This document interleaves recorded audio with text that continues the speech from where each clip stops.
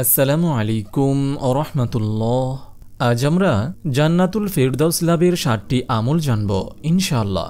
প্রত্যেক ধর্মপ্রাণ মুসলিম মৃত্যুর পরবর্তী জীবনে জান্নাত বা শান্তি প্রত্যাশা করেন, আর জান্নাতের সর্বোচ্চ স্তর হল জান্নাতুল ফেরদাউস।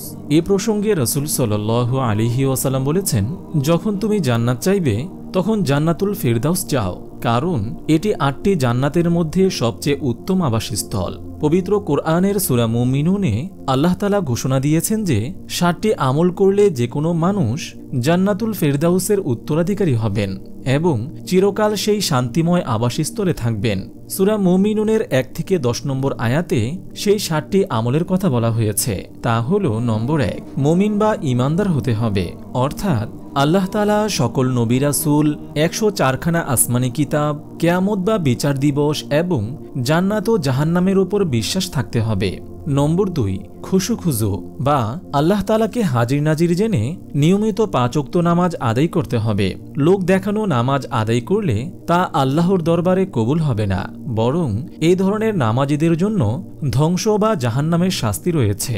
নম্বর 3, বেহুদা, অনর্থক বা অপ্রয়োজনীয় কথা ও কাজ থেকে বিরত থাকতে হবে।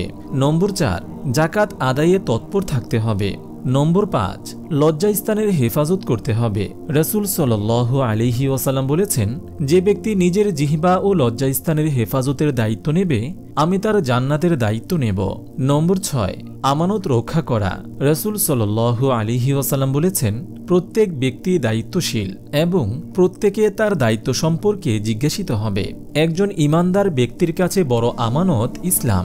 এছাড়া অর্থ সম্পদ, সন্তান, স্ত্রী, জ্ঞান ও শিক্ষা সব কিছুই আমানত, আর সব আমানতের যথাযথ সংরক্ষণ করা ঈমানদার ব্যক্তির জন্য কর্তব্য। নম্বর 7, সালাতে যত্নবান হওয়া। উপরের খুশুর আলোচনায় সালাত শব্দ একবচনে বলা হয়েছিল, আর এখানে বহুবচনে সালাত সমূহ বলা হয়েছে। উভয়ের মধ্যে পার্থক্য হচ্ছে এই যে, সেখানে লক্ষ্য ছিল মূলত সালাত, আর এখানে পৃথক পৃথকভাবে প্রতিটি ওয়াক্তের সালাত সম্পর্কে বক্তব্য দেওয়া হয়েছে।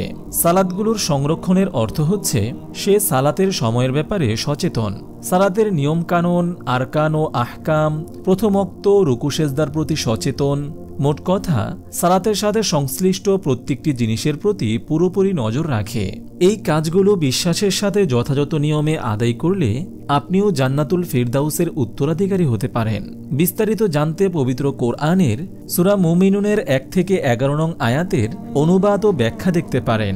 আল্লাহ তাআলা আমাদের সবাইকে জান্নাতুল ফেরদাউস দান করুন, আমিন। আপনি যদি এরকম ভিডিও আরও পেতে চান, তাহলে এই চ্যানেলটি সাবস্ক্রাইব করে পাশে রাখা বেল আইকনটি অন করে দিন।